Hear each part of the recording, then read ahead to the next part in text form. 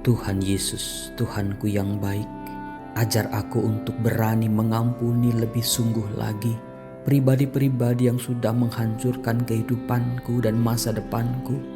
Biarlah kini, di masa Prapaskah ini, aku mengandalkan kekuatan yang berasal daripadamu. Ajar aku punya hati sepertimu, bisa mengampuni, supaya aku pun bisa diampuni segala dosa dan kesalahanku. Dalam nama Bapa dan Putra dan Roh Kudus. Amin. Salam damai sejahtera saudara-saudaraku yang terkasih pencinta firman Tuhan. Berjumpa kembali dengan Bible Learning with Father Joseph. Saudara-saudaraku yang terkasih, saya yakin saya dan juga Anda kita sama-sama sepakat bahwa mengampuni itu susahnya minta ampun, Romo. Mengampuni itu kayaknya sesuatu yang paling sulit kita lakukan. Ada kalanya kita mau menyerah dalam memberi ampun. Ada kalanya orang yang melukai kita sedemikian rupa itu enggak bisa dilukiskan dengan kata-kata. Setuju enggak sama saya?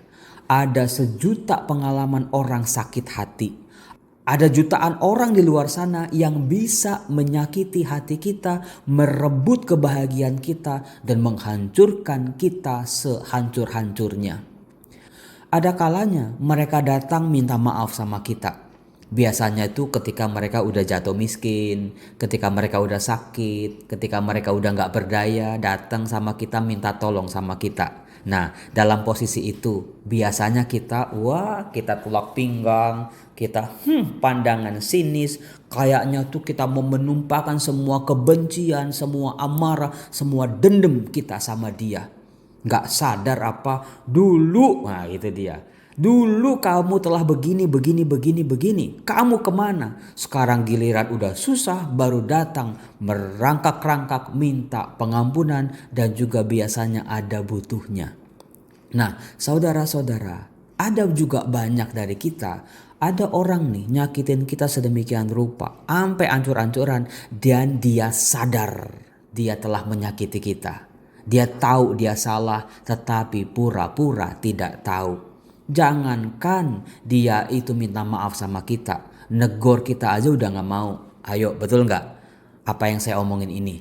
Nah, saudara-saudaraku, ada juga orang yang menyakiti kita.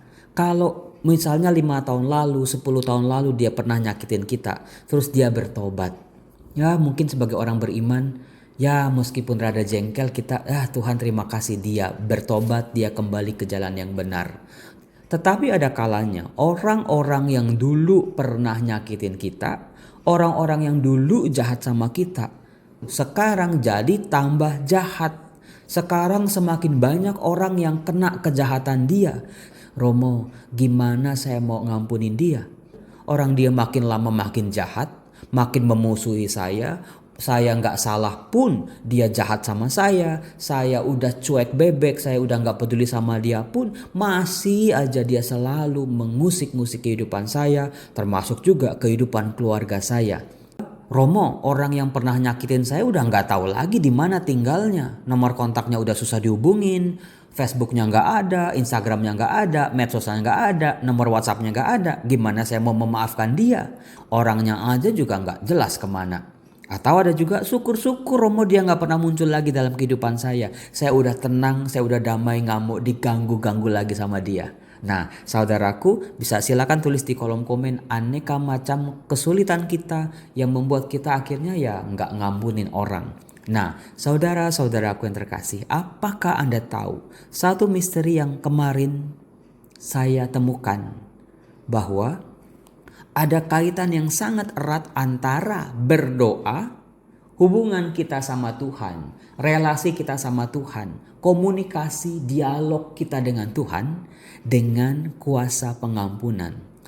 Saya mau membuktikan dari teks kitab sucinya, yaitu dari Injil Matius bab 6, di mana kita semua sudah tahu Matius bab 5 sampai bab 7 itu tentang khotbah di bukit, golden rules-nya Yesus, ajaran-ajaran Yesus dalam Injil Matius. Di salah satu pengajarannya secara khusus Tuhan Yesus mengajarkan tentang hal berdoa.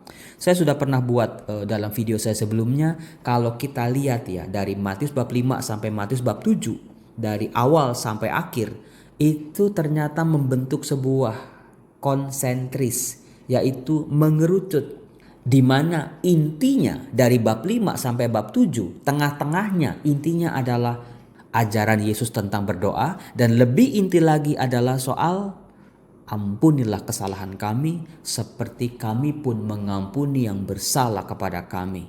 Kalau kita mau cari intinya lagi, yaitu soal mengampuni. Jadi saudara-saudara, Tuhan Yesus tahu betul-betul manusia seringkali tidak berdaya ketika harus mengampuni. Maka ajaran inti Tuhan Yesus dari hal bersedekah, dari hal berpuasa, hal mengumpulkan harta, dari sabda bahagia, dari ajaran-ajaran yang lain, semua tuh kuncinya di pengampunan. Apa yang harus kita ampuni? Siapa yang mau kita ampuni? Dan bagaimana kita mengampuni? Mari kita cek dalam Matius bab 6 ayat 5. Dan apabila kamu berdoa, janganlah berdoa seperti orang munafik. Nah, sekarang munafik itu apa? Munafik itu identik dengan berpura-pura. Lain di mulut, lain di hati. Lain yang kita tampilkan keluar, lain dengan apa yang di dalam. Orang munafik biasanya baru kelihatan ketika dia sendirian. Ketika gak ada orang lain yang melihat dia, gak ada orang lain yang menilai dia, gak ada orang lain yang tepuk tangan sama dia. Itulah aslinya orang itu. Mereka suka mengucapkan doanya dengan berdiri dalam rumah-rumah ibadat dan pada tikungan-tikungan jalan raya, supaya mereka dilihat orang. Aku berkata kepadamu, sesungguhnya mereka sudah mendapat upahnya. Tetapi jika engkau berdoa, masuklah ke dalam kamarmu, tutuplah pintu, dan berdoalah kepada Bapamu yang ada di tempat tersembunyi.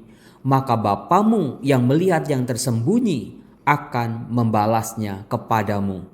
Lagi pula, dalam doamu janganlah kamu bertele-tele, seperti kebiasaan orang yang tidak mengenal Allah. Mereka menyangka bahwa karena banyaknya kata-kata doanya akan dikabulkan. Jadi jangan kamu seperti mereka. Jadi Tuhan Yesus mau membandingkan kita, para pengikutnya, jangan kayak orang munafik. Lalu yang kedua, seperti orang yang tidak mengenal Allah, yaitu doanya bertele-tele, berpanjang-panjang. Allah yang maha tahu apa isi hati kita. Doa itu soal relasi, doa itu soal hati, soal hubungan dengan Allah. Lalu Yesus melanjutkan, karena Bapamu mengetahui apa yang kamu perlukan sebelum kamu meminta kepadanya.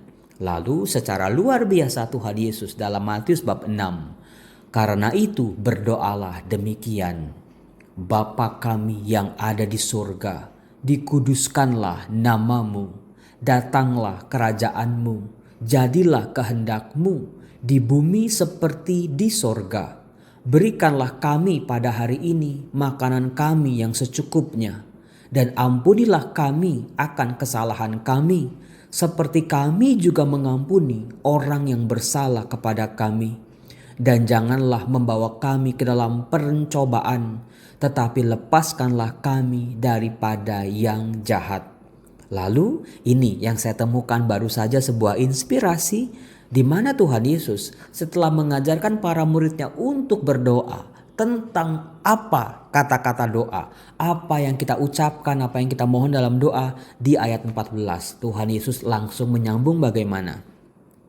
Karena jikalau kamu mengampuni kesalahan orang, Bapamu yang di surga akan mengampuni kamu juga. Tetapi jikalau kamu tidak mengampuni orang, Bapamu juga tidak akan mengampuni kesalahanmu. Jadi dari sini saya melihat bahwa intisari dari doa Bapa kami langsung ditegaskan oleh Yesus, digarisbawahi soal mengampuni. Karena Tuhan Yesus tahu mengampuni itu adalah kesulitan bagi kita para murid-muridnya. Nah, saudara-saudara, bagaimana sih Romo untuk bisa mengampuni?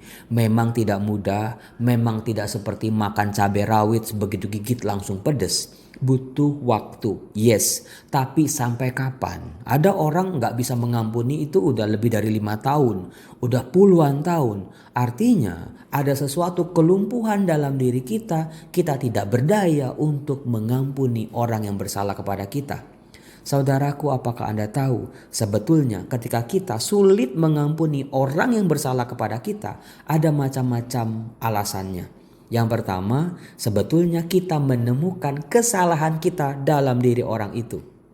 Lalu yang kedua, kita tidak bisa berdamai dengan diri kita sendiri, tidak bisa berdamai dengan masa lalu kita. Saudara-saudara, trik dari saya adalah yang sudah-sudahlah. Masa lalu biarlah berlalu. Jadikan kekayaan buat pengalaman hidup kita. Kalau kita di masa lalu pernah disakiti, pernah gagal, pernah hancur, sekarang kan kita harusnya lebih pintar. Jangan mengulangi kesalahan yang sama. Sebetulnya kita sekarang tambah pengetahuan. Kalau cari teman, cari relasi dalam berbisnis atau dalam hubungan apapun, kita harus lebih hati-hati. Jangan sembrono seperti dulu. Jangan polos-polos banget. Jangan percaya begitu aja sama orang 100% semua-mua diserahin. Sekarang kita kan tambah pintar. Itulah ilmu yang kita nggak pelajari di bangku kuliah, di bangku sekolah. Itu kita pelajari dalam kehidupan. Saudara-saudara, pengalaman pahit, kegagalan adalah pembelajaran yang paling mahal yang pernah kita terima dalam kehidupan kita. Trik dari saya adalah coba dalam setiap doa Bapa kami, coba doakan orang-orang yang pernah menyakiti kita. Doanya adalah begini, Tuhan Yesus, mereka memang pernah menyakiti aku. Tetapi saat ini aku berdoa, berilah rahmat-Mu, berkat-Mu, kesehatan-Mu buat mereka yang telah menyakiti aku. Memang saya tahu ketika pertama kali lihat mukanya dia kita langsung waduh gak jadi doa, kita malas, kita ilfil. Coba pelan-pelan sampai kita ikhlas memohon rahmat Tuhan, memohon kebaikan Tuhan buat mereka. Kalau kita sudah mulai ikhlas artinya kita sudah mulai sembuh. Mari saudara-saudaraku di masa prapaskah ini selain kita mohon pengampunan atas dosa-dosa dan kesalahan kita juga diajak mempunyai kualitas seperti Bapa, kualitas hati yang bisa mengampuni. Jangan biarkan mereka menyakiti kita udah satu kali, udah cukup. Jangan biarkan mereka menyakiti kita sepanjang hidup kita dengan tindakan-tindakan mereka di masa lalu. Setiap manusia punya masa sekarang, punya masa depan di mana masing-masing diri kita yang menentukan. Apakah kita mau terluka, mau selalu dendam, marah dan kecewa, atau kita selalu setiap hari jadi manusia baru dengan cara mengampuni. Salam damai sejahtera, Tuhan Yesus memberkati. Amin.